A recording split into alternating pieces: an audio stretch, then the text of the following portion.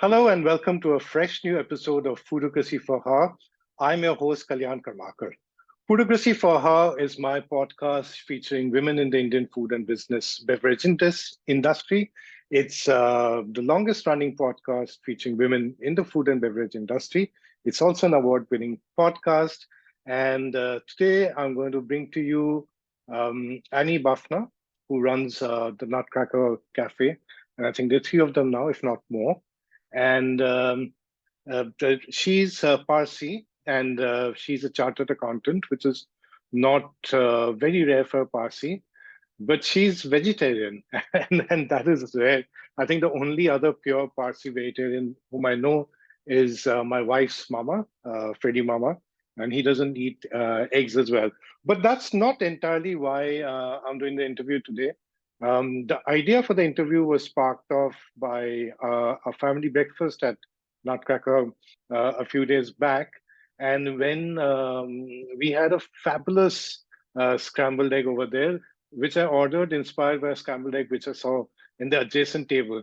And it's really by my wife, Kainaz, who's Parsi as well, that I've learned how to judge what's a good scrambled egg. And it's probably no surprise that one found a consistently good one at a cafe run by a Parsi. So without any further ado, as they say, let's get Annie on.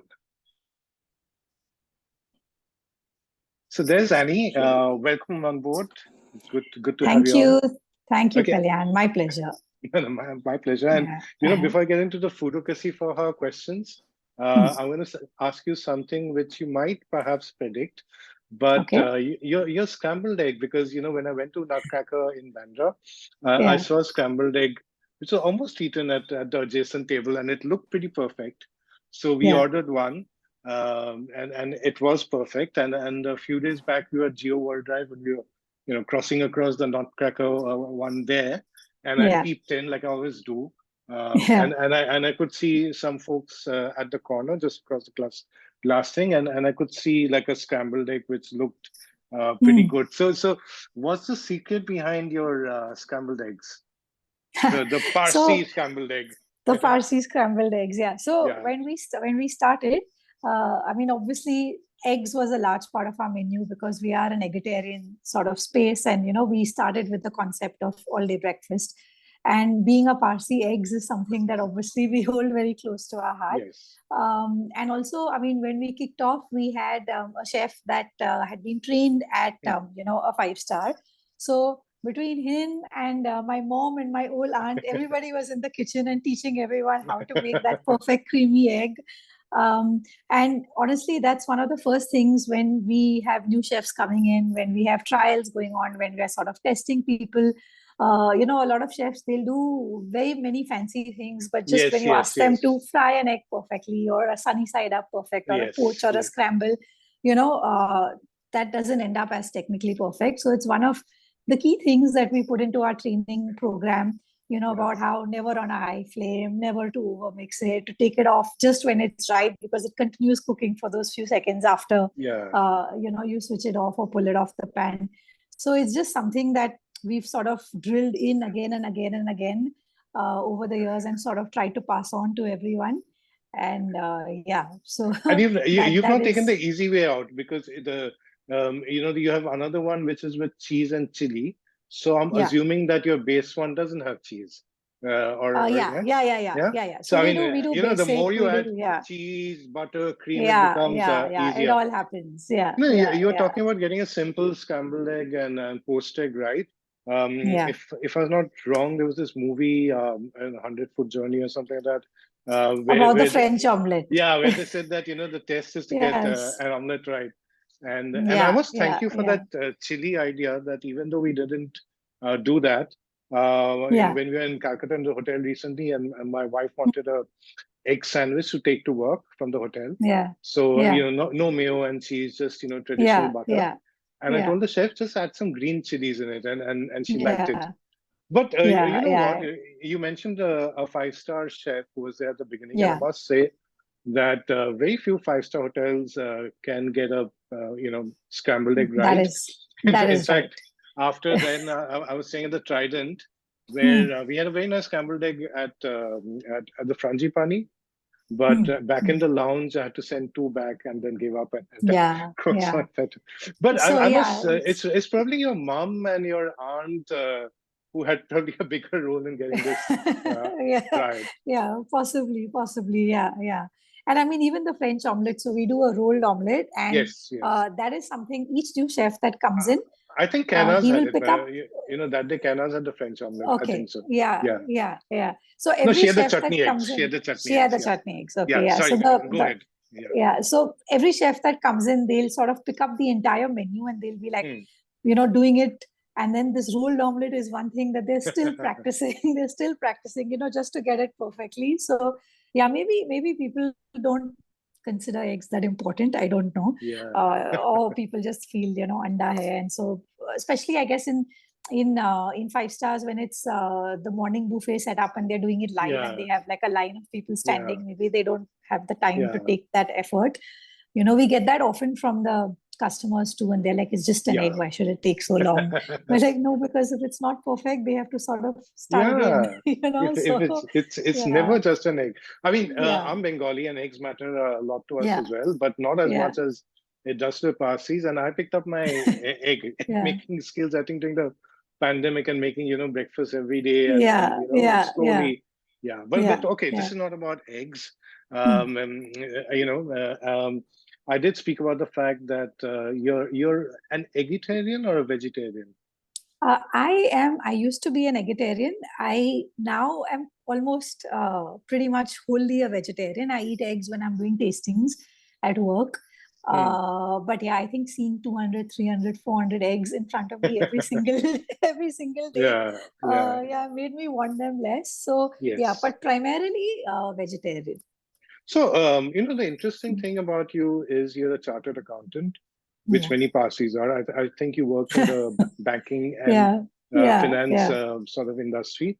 yeah. So, from there to open Nutcracker, and congratulations, I believe it's 8 years.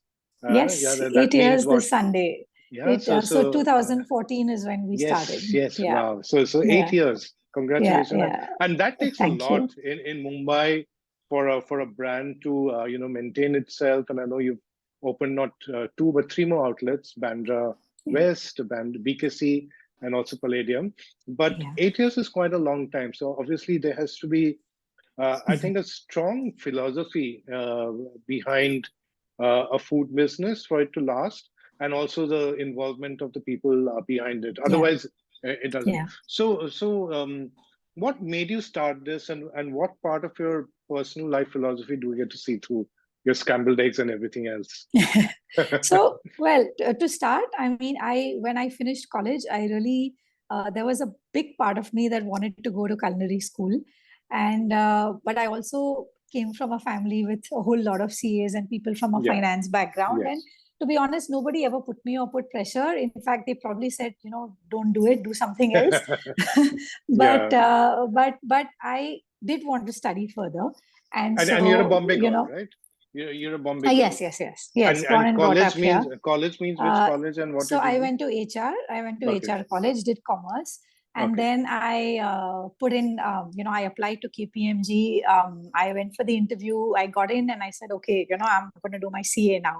And Yes. so I spent 7 years doing that. But I would not change that experience for anything, Yes. because it taught me a lot of the values, a lot of, and I think a basic, way to sort of look at things, always keeping the finances in mind. So I would not change that experience for anything, to be honest. If I had to go back, I would redo it. But I did want to go to culinary school, and there did come a point where I just felt like this is not me. This is not what I want to do. And so 7 years down, I switched professions, and I had just got married then. And then I actually started working along with a close friend of mine. So she runs a very successful design, business, and supplies to some of the largest sort of international designers. Wow. So they do design, hand embroidery, all of that. And we were just talking once. I had sort of decided to phase out of the finance space and take a couple of months break when I got married. And I was thinking, what next? And she said, you know what, why don't we work together, and this is my closest friend. So I was sort of apprehensive about, Yes, yes. it's always, But we said, okay, let's give it a shot for 3 months. And, if it doesn't work, we'll kind of, do something else. I mean, we'll sort of separate ways. Yeah. But that 3 months then became 7 years. So that was the next sort of, So part 7 two years of my and then career. another 7 years. Okay. And then another 7 years. Yeah. And that taught me, a whole lot of different stuff, because it was obviously a more business focused role. I was heading the operations there. Yeah. Also, it was a much more disorganized sector, hand embroidery, factories, workers, compared versus to a KPMG and versus the big versus big a five very or whatever. proper professional background. So I think that sort of helped me think of things more in a different angle. And there was always this little sort of bug about, I want to do something with food. I want to do something with food. But honestly, those 14 years between both professions were extremely hectic, 12-hour days, most of the time, 6-7 days a week. And sometimes when you're running like that, you don't really take the time to pause and, rethink.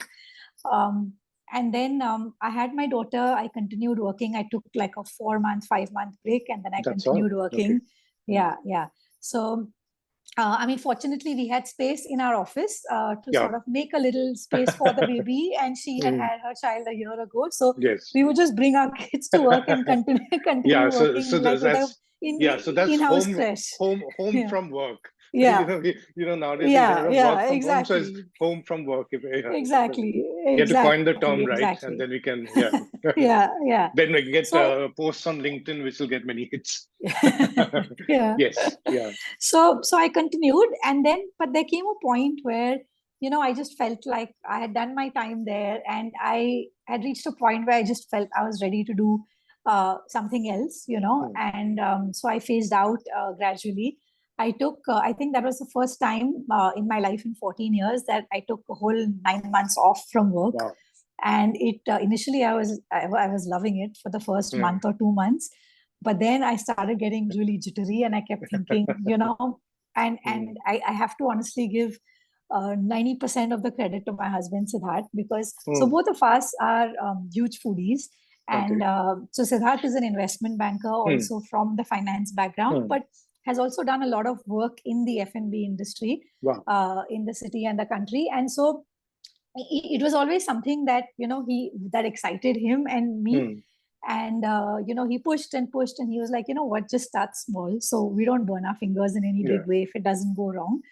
And, at that time, you're just thinking, how? I'm not a trained chef. I've not done schooling. I've not trained. I've not worked. But a friend gave me a very beautiful piece of advice. And he said, what, just start putting it down. He's like, every day, spend some time towards it. It could be an hour, it could be a class you go to, it could be something you're testing out in your kitchen, something you're thinking about, a menu, a space. And he's like, it will build up, it'll sort of, the stacks will just keep sort of going higher and higher, and it'll build up.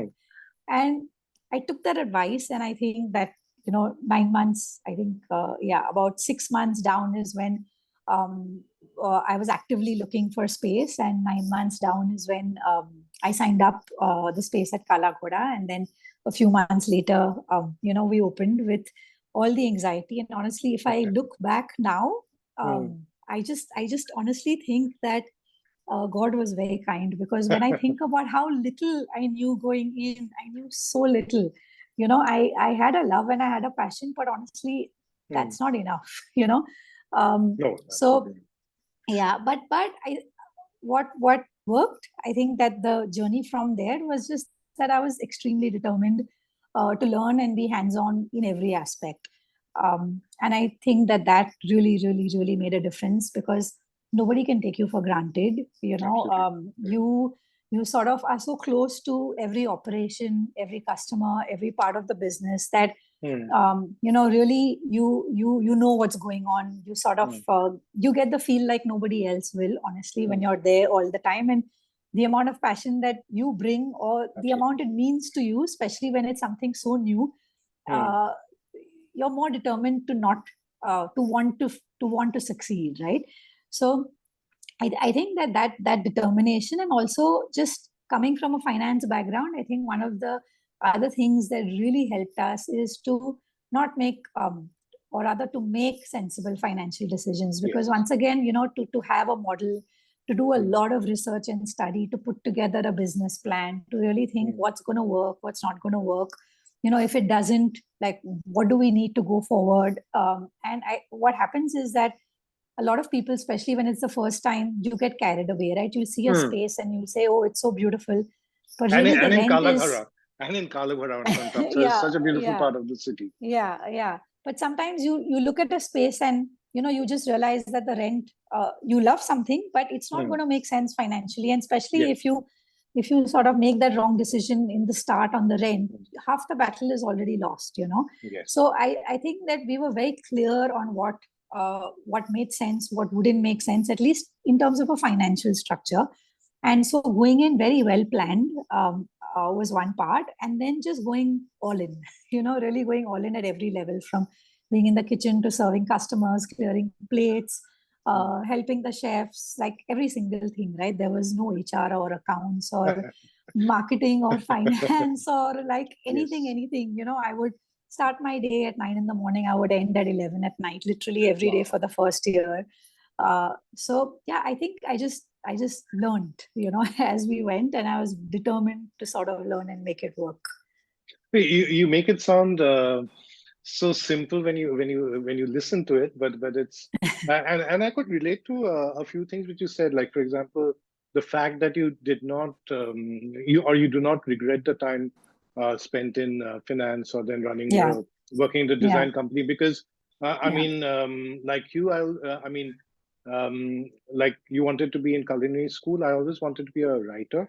And then MBA happened and I got into market research, and I did that for maybe 15 years. And 15 years back is when I started blogging, and I was blogging about food, so it was a creative outlet and all that. But it's only a few years later that I decided to step out and move into writing, which was in maybe 13, 14. And the same thing like you, when I sort of took the break, initial 1 or 2 months were fun, but after then you start that, getting jittery. So jittery, and you're sitting at home, you're missing the schedule. In my case, as I realized later, it was anxiety and actually leading to clinical depression. And your friend who sort of recommended that you write it down. So I started practicing Buddhism, and I was told to sort of focus on trying to figure out what's your mission or objective. And then slowly it came to me that it's about writing food from different cultures. I wrote on my blog, and then things started happening. So you were speaking about no marketing and stuff, but I do remember when I go back to 8 years back, that there were a lot of people who would write into me saying that there's this very nice place in Kalaghoda called Nutcracker, and you must try it. And these were just like friends, readers, not like influencers or PR agencies or anything like that. There were two things which went against it. One was by then one had sort of reduced. No, first of all, reduced traveling. So to go to Kalaghoda, I mean, we'd still occasionally drive down to Lapin, at Colaba for breakfast and stuff. But the fact that it was veg and egg, even if one went for breakfast and have eggs, but it would still be, say, a Benedict with ham or sawan and stuff.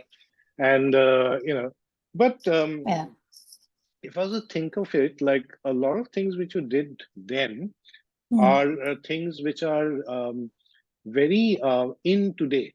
So, for example, a plant-based menu, eggs. Now people are realizing the value of eggs, and that yolks are not bad.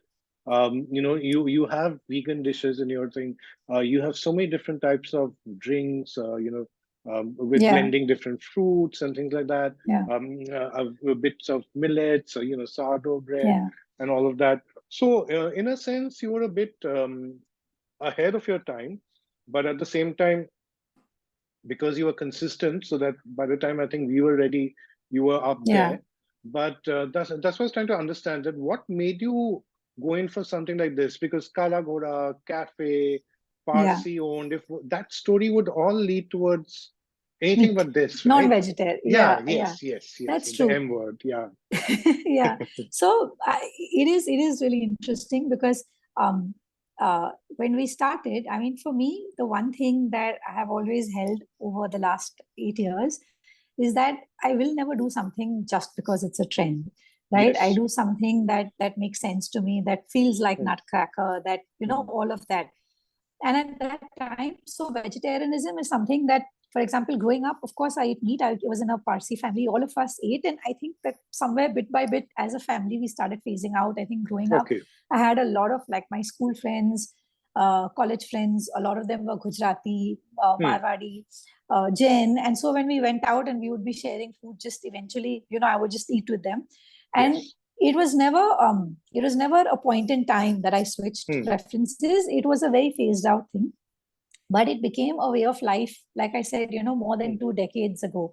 And for me, this project was not a business when I started. It was about really something that I wanted to do, something that I loved doing, and a more passion driven thing. And when you have or And when you yet it go was to a something business. like that, I just want to it stress is a this, that business. It has to that you always you be a you did make business. this point before, Yeah, that it was also a business. yeah, It was yeah, not, yeah, yeah, you were yeah. not painting for the sake of wanting to paint. Exactly, Yes. right. I mean, honestly, it has to make sense because it doesn't give you a There feel were good if you're burning investments, money. and there were Yeah, investments, salaries to pay, and all of yeah, that. yeah, Yeah, yeah. exactly. So, but when you go in doing something that you're that passionate about, eventually what you're doing has to be an extension of you as a personality. Yes. Maybe other people find ways to make it work. Otherwise, I don't. I just feel Mm. like, this feels like me, and so I have to do it.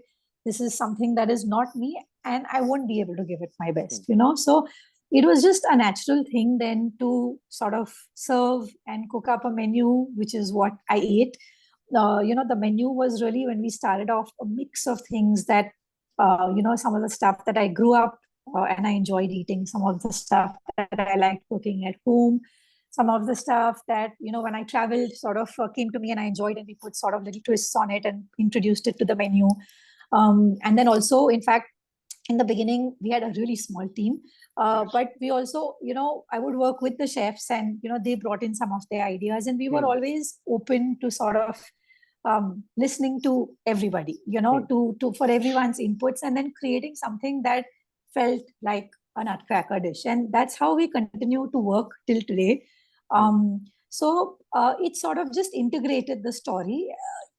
It sort of just came in, and the menu, at that time, possibly the concept of veganism, I'm sure 8 years ago existed, but it was not sort of close to as Yes, yes. popular as it No, is and here. also Yeah, veganism has changed, because earlier veganism was very militant. It was a political yeah, stand. I yeah, think yeah, yeah. now, veganism is also a way of life, and I think Yes, exactly. the vegans of today Yeah, believe in sort of coexistence, and yeah, that's what I get. And absolutely. then the barriers also come down, because Yeah. earlier, if you're very militant, then like Borden would say, it's like the Hmm. Hezbollah faction. But now Yeah, it's more like, yeah, yeah, exactly. Yeah, live and let eat. But it was not absolutely. just veganism, right? Because there was also Yeah. eggs. There were also, Yeah, yeah, yeah, yeah, yeah, yeah. yeah. But so I'm just saying, as a concept, anything that came up. So for us, when we are putting something on the menu, and Hmm. of course, you have to adapt to times and what customers are asking for. And once Yes. again, that's a large part of what we did. So we spent almost a month before we opened, getting in friends, extended friends, getting people to try. And of course, people will have different preferences. But we Of always course. notice that when 80% of someone, of the population, of the group that's tasting, has an opinion about something, typically most people will feel that way about Yes. it. Yeah. And also, for the first year, I spent, like, I would talk to every customer that came in, and we I noticed continue that to even do in that. Bandra, when you opened in Yeah, Bandra yeah, West, and yeah, you yeah. were around here. And I mean, they've just guided us in many ways in Can terms you give of us an example of how. where a customer feedback either made you change a dish or introduce a dish or maybe Yeah, yeah. enhance it?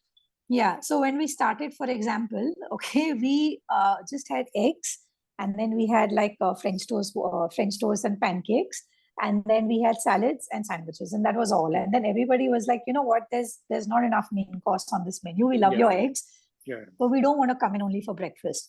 And that's when we started sort of, introducing the pastas and the Mac rice and bowls cheese. and stuff like that. Honestly, even the gluten-free options and the vegan options, we had introduced them once long ago, but that time there was just not enough of a demand for it. And then what happened is that we would just end up with a lot of wastage, so we stopped. And then and there were fads when then, gluten-free and all of that were yeah, fads. exactly. I think now it's becoming more a part of conscious Yeah. lifestyles, conscious Yeah, living. yeah. And then, for example, when we started up Palladium, so because we had a larger space and a larger kitchen, what we did is we just put it out there. We asked customers, tell us what you'd like to see on our menus next. And we literally drew all our menu additions from that. So, we just sort of, people were like, okay, we want a tiramisu. So we said, okay, let's do a boozy version since we have a Yes. bar. Somebody said we want hand-rolled pasta. So we said, okay, let's add in hand-rolled pasta. Somebody said we want this. So we just, we kind of have always worked with what customers are looking for. At one point, we didn't have any soups on our menu.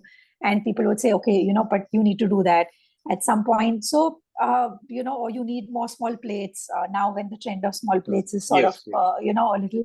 And as we grew, we also realized that there is a lot of difference between customers across all stores. Oh, right? yeah. The Bandra West consumer and the Geo World Kalaghoda exactly, would be very exactly, different. Kalaghoda exactly. probably would have a lot of tourists, the Western tourists. Yeah. So, I mean, pre-COVID, of course, much more than we have today.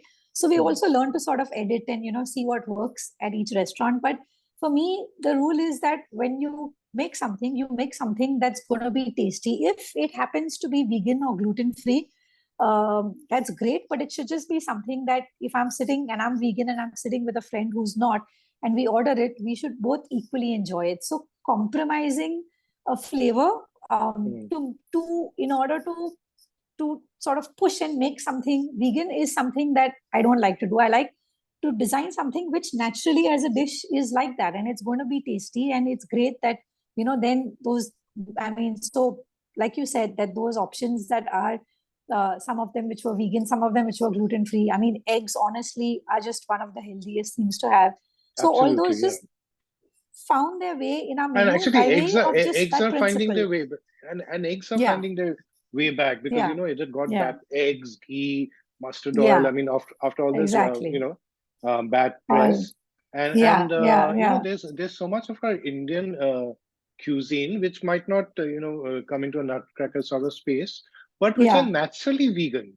Yes, it doesn't exactly, right? us. Exactly. Yeah. But what exactly. I also took out from your story is, the word which is used a lot these days, which is collaboration, because in a sense, you were open to what customers were saying. So in a sense, like the customers felt like they had a stake in it, because, if I was to tell, that I want a cortado, for example, and then, it's introduced over there, then you feel exactly. good. And also the fact is that you recognize the fact that, okay, there's so much you or the initial team knew, and especially the fact that since you're not, a trained thing, so probably you must have got people who are perhaps experts in making the tiramisu, which you spoke of, or the hand-rolled pasta, sort of not, in a way, relinquishing control, which is always tough, for a entrepreneur or a creative person. Okay, Annie, tell me, in your menu, which is the dish which represents you the most? I mean, is it the papeta parido, or is that too obvious a choice? I mean, I know there are different phases of your life, and Annie the kid, Annie the investment banker, so Annie I the would friend say... of Jains and Marwadis in college. No, so I would say 3 of them. So on the breakfast menu for me, it would be the French toast, because and you have the savory French toast, right? No, we don't have a savory. We used to have a savory waffle in savory waffle season that was going on. Okay. But no, so it's a French toast. But once again, for so me, that's the that Parsi was something... French toast is properly French. So it's not sweet. So, it's not savory. Parsi is not savory. Bengali is savory. Yeah. So once again, it's very different from the one that I grew up eating, but it is like we do a very thick chunk of bread, and then we sort of grill it on all sides. So it's not like a flat, thin one. Yeah. But just as a dish, that's something that I grew up eating a lot. And it just has this nostalgic home feeling.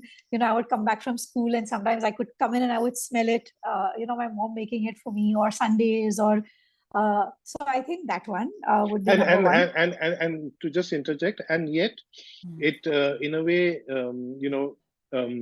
represents your experiences since then. For example, I make what we call French toast in Calcutta, which is savory and which stumps all Parsis, like my wife Kainaz, or Kurush, who's married to Ria.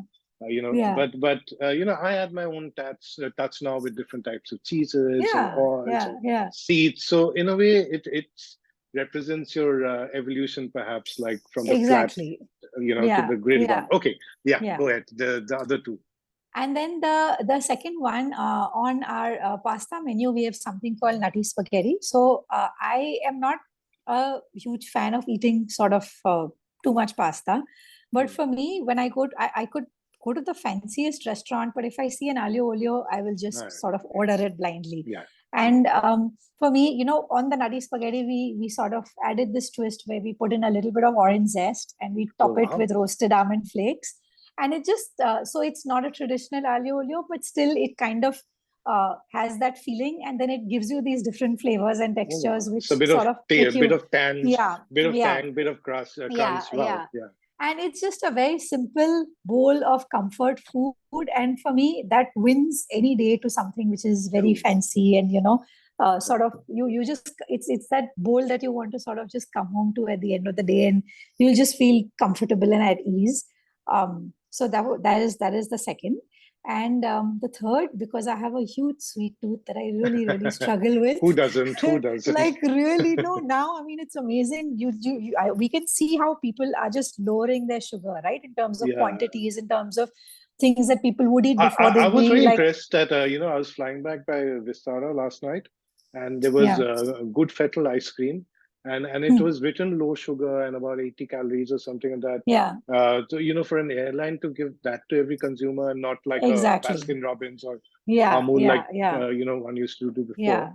But it is sort of, So, but I still came home and had some of the trifle pudding which you got back from Calcutta for my mom-in-law. So when you have a sweet tooth, you have a sweet tooth, right? But for me, when I eat anything, I just love a cross of textures in my food, right? So I like it when there's something chewy or crunchy or something that's constantly breaking and changing.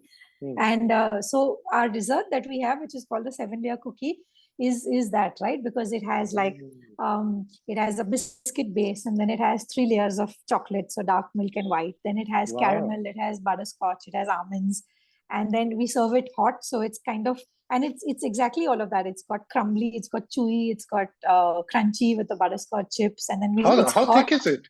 How thick is it? It's a cookie. It's a cookie. Wow. So it's just 7 layers, but it's a cookie, but it takes a lot of skill to fit in 7 layers in a cookie, right? So it's actually much higher, but we press it down when we bake it. So then it compacts and all of them melt into each other. And that actually is has been our top selling item, I think, pretty much for 8 years, day after day.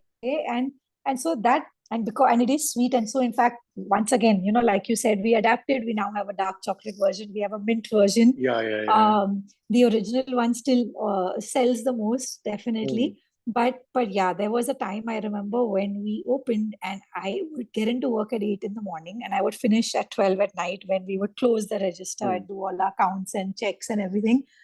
And I would be on my feet the whole day and so exhausted. I would have not had anything but coffee. And then at night, I would just look at that dessert counter and I'd be like, okay, I'll just eat one. So I think the first 2 weeks I ate one every day, and I think not after that. But it really represents my love for sweet, for like just a lot of mixed things, experiences in one bite. So I must have it the next time. Maybe not upload a picture because my dietitian, like today I made breakfast. And she messaged me, okay, no butter on the bread. You can't have it when you're on your diet, Kalyan. You've got to wait it out a little bit. You have to earn it. I mean, yes.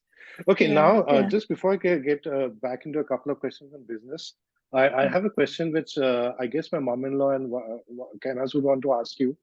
That why is it that in the Papeta per Idu, The papeta is on the Idu and not Idu is not on the papeta. This papeta per Idu means eggs on potato, right? And in your case, what Yeah, I ordered, yeah, it was there. yeah, But they yeah, both strongly, at the same time, advocated that it was the perfect papeta yeah, with that, little crunch and stuff. yeah. But shouldn't it be Ida per papeta? So once again, I mean, like I said, I think if you ask me what can I eat Probably 365 no days of one the else will year? ask you this, but Yeah, no. But it all, and that's it what I'm. tasted damn good. Yeah. Okay, good. So once again, like I said, I think I tweaked things to the way I like them. And I Hmm. am like a huge potato fan. Huge, Oh huge, yeah, huge, yeah, right? Yeah. So yeah. I could eat them like 365 days a year. So I when we were making it, I mean, and we did it the once again we tried it Traditional like way. many ways, yeah. Yeah. And I'm like, no, that's just too much egg. And they were Yeah. like, but it's an egg dish, and I'm like, no, but I want it to be a potato up Yes. dish, Yes. Yes. and so we said, okay, we'll put the potatoes, some of them, and Huh. then the egg, and then Hmm. some more potatoes on the top to just sort of give it that feeling where the egg Yeah. is between. And so we just No, tweaked it and the like that. papetas were the Yeah, star of that dish. Only yeah, problem was that yeah, the two ladies were sort of yeah, stealing a bit too many from my plate. But I sort of had revenge on my mom-in-law yeah, because while she was having the four cheese sandwich, I finished her fries. So yeah. so So yeah, potato yeah, lover. yeah. Bengalis, Parsis, actually everyone Yeah, because we were with Goans. yeah, So now, yeah. so you're going to complete 8 years, or Yes. so that's and congrats once again. Yeah, And you've grown since then because from one, it's been four outlets and everything else. So, yeah. what do you think for you was the driver behind success and growth, and maybe some of the things which you learned on the way, maybe which were perhaps mistakes and which you sort of learned from and went ahead. It's a very typical interview Yeah, question, but yeah, when you're on a landmark, yeah, yeah, yeah. this, you tend to be So asked that. yeah, absolutely. Yeah. So when I think back, I think one of the advantages sometimes I think is that I was not from the industry. You're Yeah. not coming into anything with a preconceived notion or a way that it should be done. Hmm.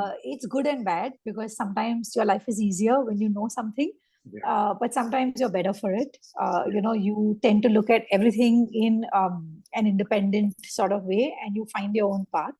Yes. So I think that looking at everything through a lens to understand why should I do something this way, and that in turn just made every decision I made closer to what I am and Yes. what I am comfortable doing.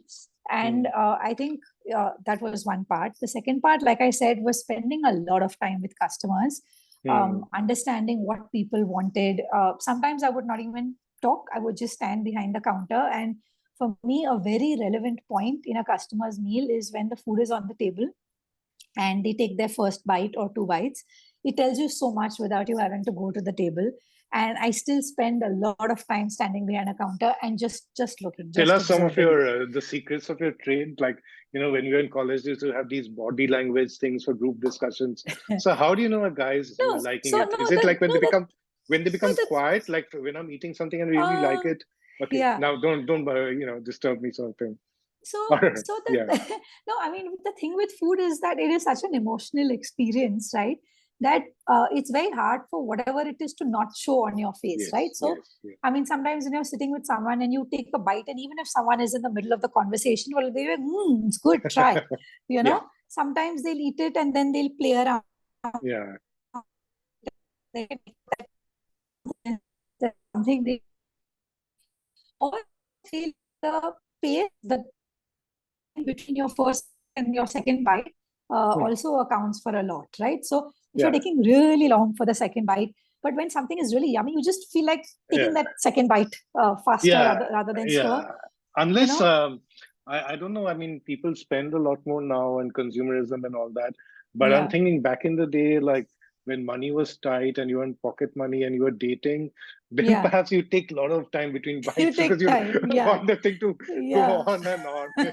Yeah. Yeah, Yeah. yeah, But yeah, typically the expression on the face, and you'll be able to sort of see what they're in terms of even if someone is sitting at a distance, whether they like something, you'll push a plate towards the other person. You'll say, try it. Or like you'll have a drink and you'll find it too sour and you'll be like, so you just learn a lot from that expression. And any pitfalls or something which taught you something, or any sort of things which went not the way you planned? So yeah, I think that in terms of the customer, there was one experience I had very early along, where I had kind of a disagreement with the customer. We were a really small space, and there was a certain wait period, and we had told them it would be that long.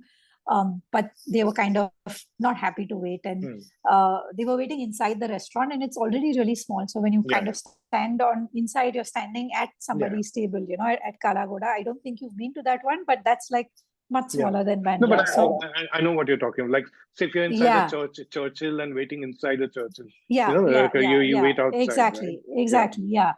And then they went up to another table and sort of asked the person, the two girls sitting there, they asked them, why don't you leave, because your table is empty and you don't have any food on it. So if you're done, why don't you leave? And customers started coming to me upset, and so I kind of had a, it was making a lot of people in the restaurant sort of uneasy. And at that time I was too immature, there was no experience, and I'm like, who's annoying my customers? And I went out there and said maybe a few words that were too strong, and that didn't go down well at all, to be honest. It just made me realize that when you're in this industry, you can't do that. It doesn't matter. You can't do that. And I was not even impolite, honestly. I was very sort of polite, but you just realize that there's always a way to handle and get your point through. You could be saying the same thing, but in a different way, because you're going to meet different personalities. And I mean, look, honestly, we have this a lot, especially around waiting. We have a lot of people that unfortunately speak, you get impatient when you're hungry, right? And when you're told that you have to wait that long, and especially like if it's in the mall, you still have something else to do. But have other options, but at a Kalaghoda or Bandra, you're asking someone, in effect, you need to stand in the heat there for 30 minutes or 40 minutes. If people will get annoyed, right? And so you have to learn to deal with it, to do what you can do best to make that experience a little more pain-free for them. But I also feel that customers also need to sort of be a bit more empathetic or compassionate. I think that, So I feel that, on the other side. Too. And sometimes there's a reality. I mean, if it's packed, I mean, what can either side do? Just move on. If you really want the place, then you wait on. And we've had the most bizarre questions. We've had someone, when we said we don't serve eggs, she's like, no, but there must be little chicken in your kitchen. Just put it in my sandwich. And I'm like, no, there's no chicken. We don't serve meat. Or when the restaurant is packed and they're like, there must be a table. I'm like, but you're inside. You can see every single table is full. I don't have a hidden table or a section that I can help you with, So sometimes people are impatient, but once again, I think it's just, you can't change that, but you can change the way they feel by addressing it in a different way. And I've seen that time and time again, that customers also, sometimes they may come in with, a lot of irritation, but when you truly give a proper experience and you treat them nicely, or you understand where they're coming from, why they're behaving like that, you just end up calming them down, and then those customers will always remember you for it too. Sometimes they become loyalists, or advocates. I mean, human instinct is always to tell off someone, right? But so I think that was my first and my last time that I ever did that, and it honestly was very valuable. It taught me a lot, and about how to treat customers, and it's something that I've passed down to my teams, my people. I think when you ask because that, as you're what expanding, else? You won't be there every day, right? Exactly. And when you ask what else it was, I think the third thing, and for me the most important thing really, that contributed to where we are today really is the team. I mean, we're very, very fortunate that we have people that we started with that are still with us. And that's a lot, because people don't stay 8 years that easily. And also 8 years which had the pandemic in between. Exactly. It was not any 8 years. Yeah. And we've just, honestly, I have just been blessed with a great team. Um, I'm sure it's I also a lot of what you put in gets reflected back. I mean, it's not No, of just, course, yeah, yeah. So we've always held, the way we treat our team, the way we treat people, whether it's customer team, as extremely important. For teams, uh, it's always felt like an unspoken responsibility for me that it's not about just making sure they get their paycheck, but also making sure the person, if they have invested their time and chosen to be with us, that we are also responsible for them to grow, right? And to sort of really fuel this growth for them, to sort of be invested in their growth, to push them when sometimes you feel that they're getting complacent. And a lot of the people, like I said, we have some that have been there from the beginning. When we started, we were only a team of wow. 15. Yeah, but then a lot that came, in year 2 and 3 are also sort of still with us. And as you grow, of course, it gets more complicated. You wish that you could spend more time being involved with every single one. But I also realized, as a person, I still am very hands-on, but there was a point initially that I used to be so paranoid, I couldn't let go of anything, and then I realized that I'm not doing myself or them a favor, because when I step back is when they will step up. And I that just allowed me to sort of, step back a little bit, empower them, more. And I think spending enough time with them also automatically makes them behave the way you are. And that's also something that, one of the nicer things that customers have always told us is that, your team just seems happy. And that for me is very important, because if you feel like that when you're at work, you're going to sort of act like that to your customers, I must say that when we went to the Bandra outlet that day, and for me it was 4 years since my first visit. So obviously I don't think the staff knew us and things. But they're very competent in terms of taking the order. There was a biggish group, so we were in a smaller table. So once the group became left, they suggested we shifted there, but we were quite okay in terms of our answering our questions and making suggestions. It was quite a good experience, and I must say that. And honestly, post-COVID, we had a real struggle in terms of getting more people on board, especially because with Geo, we needed to increase the team a lot. Yeah, it's a big space. Yeah, but what I do feel is that, I mean, sometimes you may get someone that, let's say, is not the most fluent in English, right? But I think if the hospitality is in place, that ethos is in place, the warmth is there, customers then tend to be a little forgiving, and they'll say, okay, you don't know, ask your manager and come back, or sometimes in our they'll case start talking in Hindi. That's what we sometimes do. I mean, now instead of trying to expect them to be like Oxford grads or something, because a lot of the guys were like very smart and all, don't always know stuff, and often the people who speak Hindi, and especially the old hands in the Gaylords and all of that, they know everything in and out, or the Parsi lounge. I also sort of connected with what you said about being from outside the industry, because I mean, it's the same with me.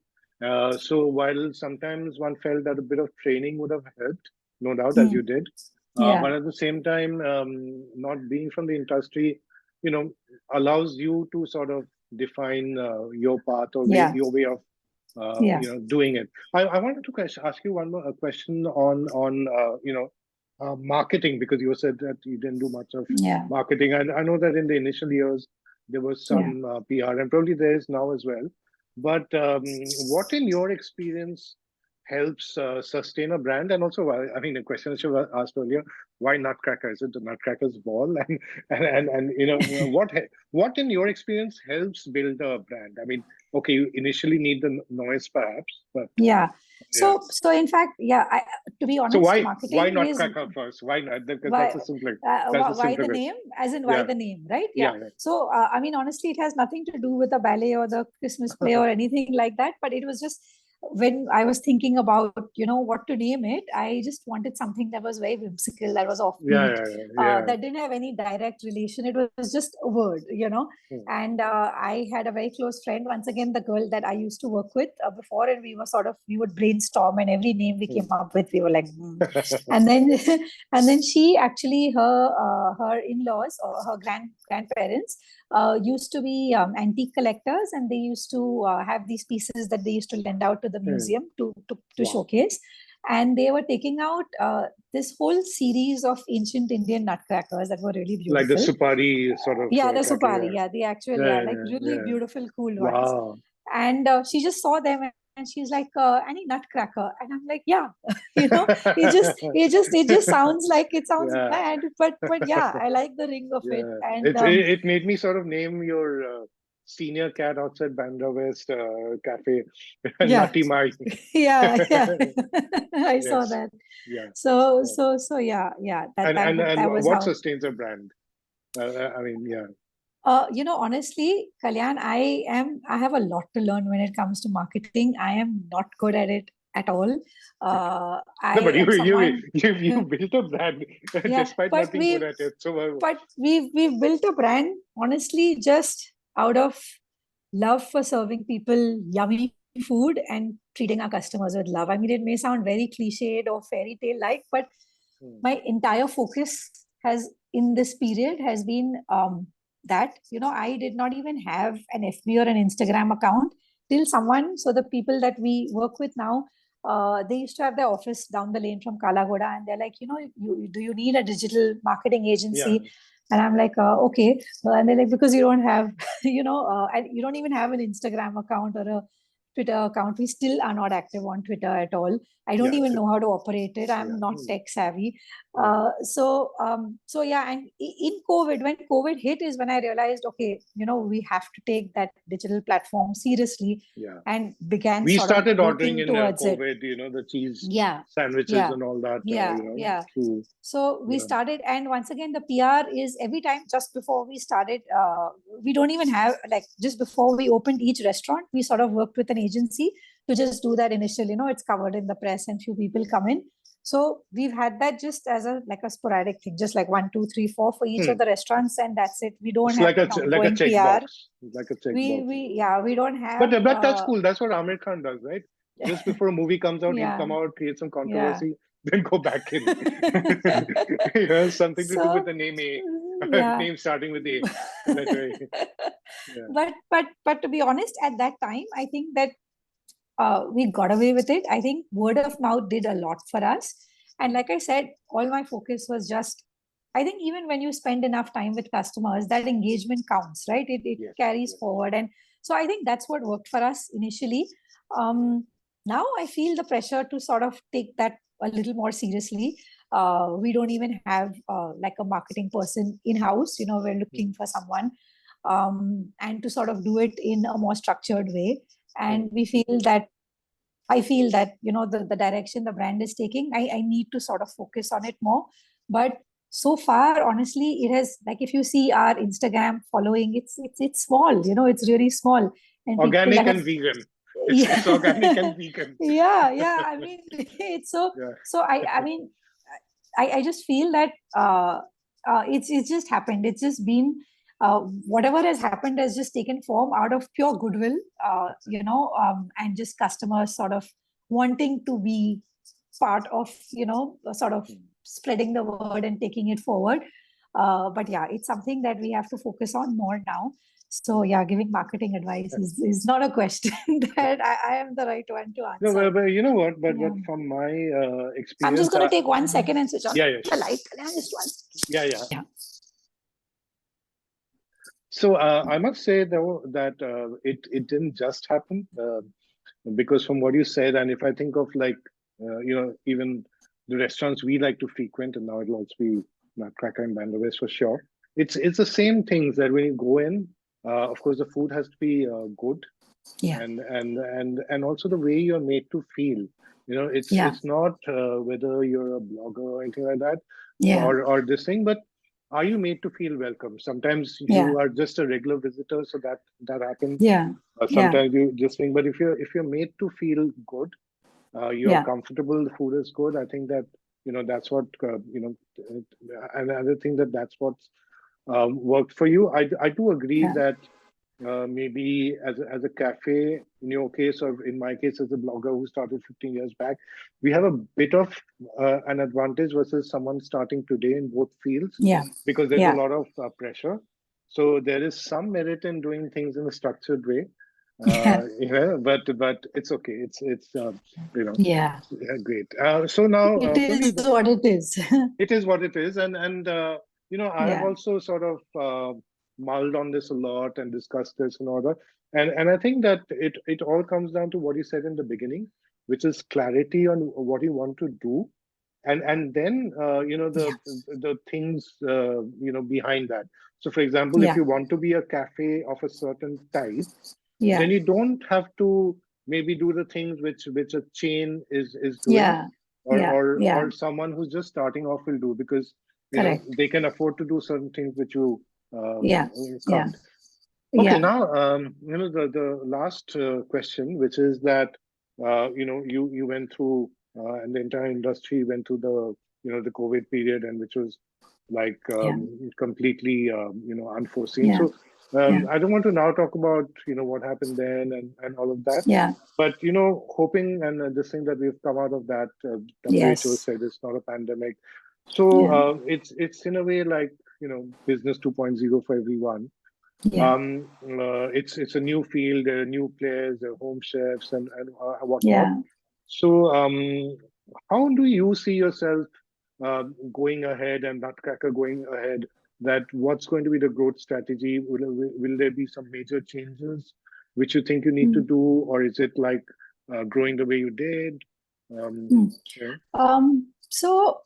For us, the one change that I do, of course, see is the proportion of home delivery to dine in, Hmm. which anyways was a growing percentage even Yeah. just before COVID. But Hmm. during COVID, Yeah. obviously it completely moved the other way. But even post COVID, we have Yeah. seen that We are used to that has calling for gone things up, in. right? Yeah. Yeah. Yeah, yeah, exactly. Right. It's just the more convenient, sort of fast way.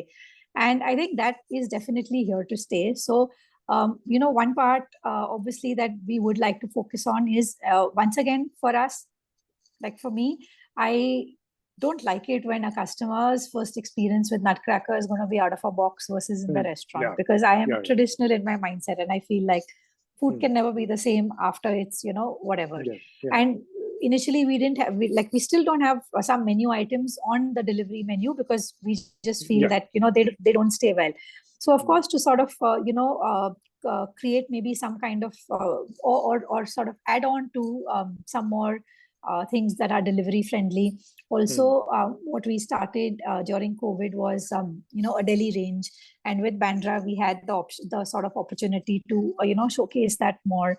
I think while that area is something that we can look at increasing, but essentially the core for us is still the dine-in, it's still the experience, it's still the restaurant. What Palladium and Geo has done for us is they have obviously allowed us larger spaces, and Hmm. being in malls will have that much footfall. There is, like when we opened Palladium, in my head, I thought that, people from South Bombay go to Palladium. And so Oh, let's say no. Yeah. 50% of the people will know Nutcracker, but we just realized that there are so many people coming in that didn't know us. And at BKC, once again, I said, okay, because Bandra is here, Yes. Yes.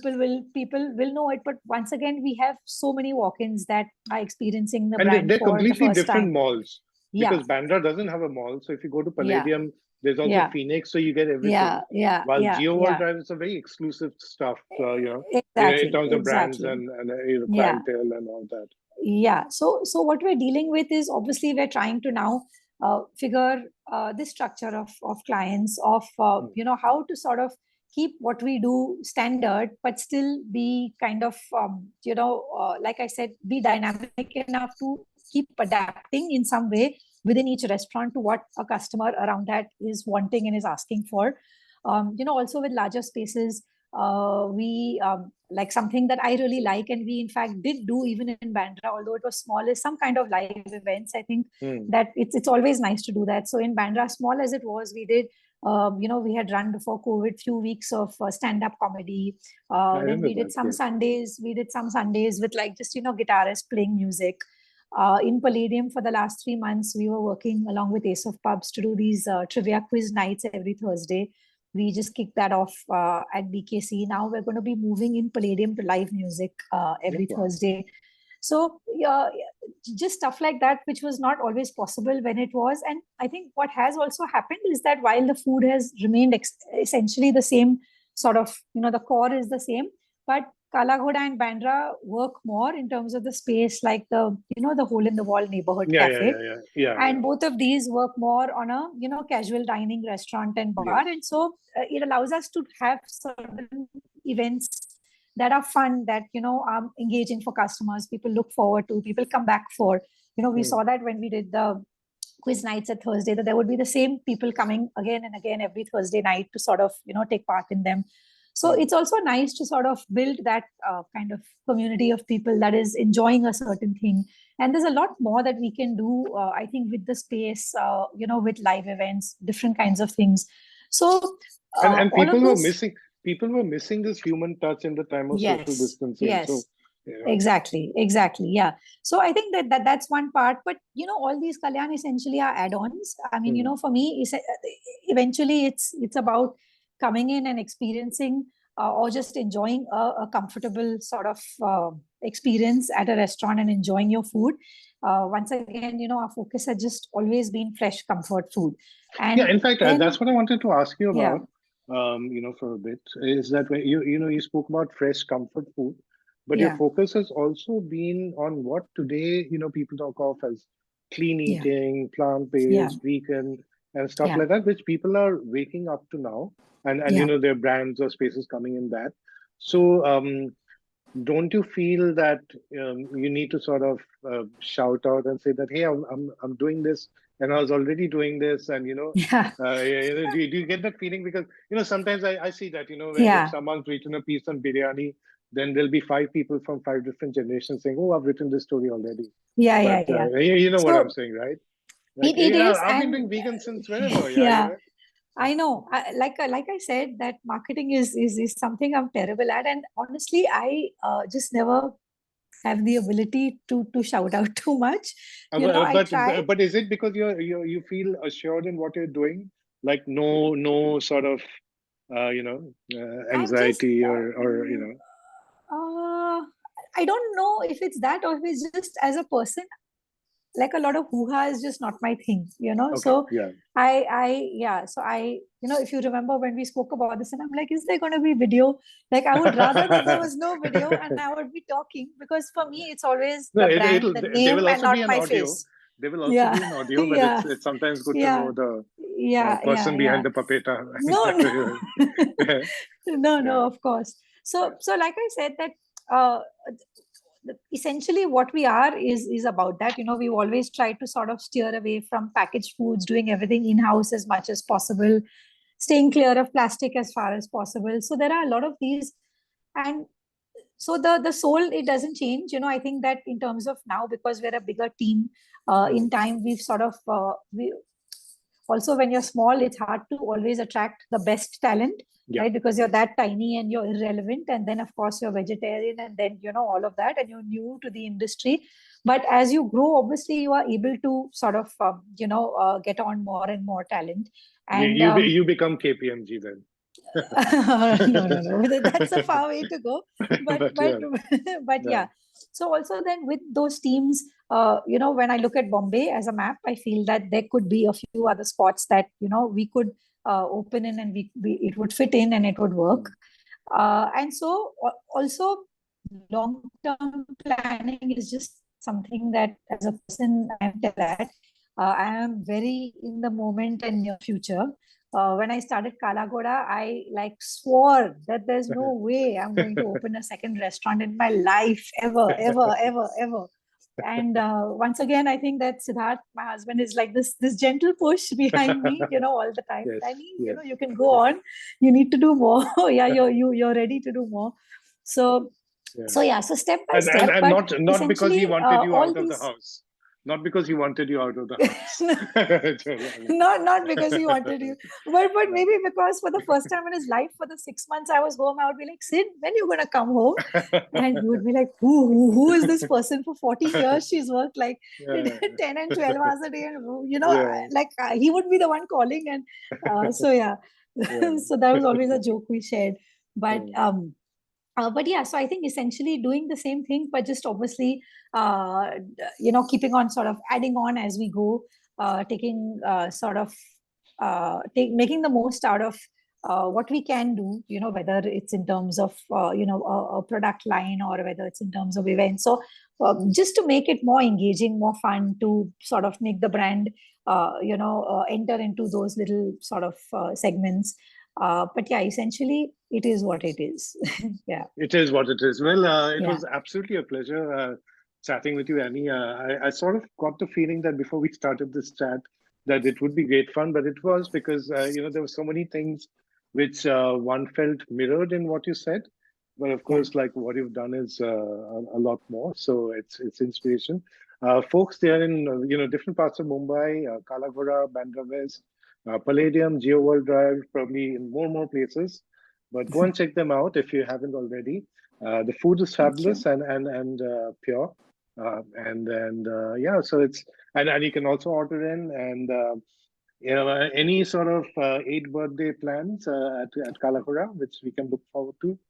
Yeah. So we're obviously just doing some fun little decorations inside, and then we are doing a bunch of giveaways on Sunday and Monday for customers, all customers that walk in. And then we also have a little fun Jenga challenge. So because our 7-layer cookie, like I said, is the most popular, we've kind of done a Jenga challenge with the 7 layers. So we've stacked them up like Jenga blocks, and we're going to sort of take those boards around to customers and try and get them to take on the challenge and see what they can do before the cookie crumbles. So yeah, just some fun light stuff, celebrating with the team more than anything. Sharing those moments. We also finally have taken on a little space as an office. Till now, we didn't have an office, so we were just working out of restaurants. So we're just going to do a small little prayer and inaugurate the office on that day as well. And then, yeah, just teams would be celebrating within themselves at each location. We have some fun cricket matches planned for the team members across the board in the next couple of weeks. So, yeah, just keeping it simple. Lovely. So wonderful talking to you. Happy birthday. Happy 8th birthday. Happy 8th birthday. Thank you, Kalyan. And my regards and salam to Natimai. Yes, absolutely. We're talking of the senior cat outside Bandra West. She's adorable. She's called Mao. And she seriously gets a lot of Insta coverage. It's unbelievable. Yeah, how much coverage she gets on Insta. I should also sort of plug in that I'm writing a book, The Diary of a Cat Dad. So. I saw that. Yes. Yes. So awesome. Will be there. Okay. Yes. Bye. So thank you, Kalyan. Thank you so much. Absolutely. Okay. Bye. Bye.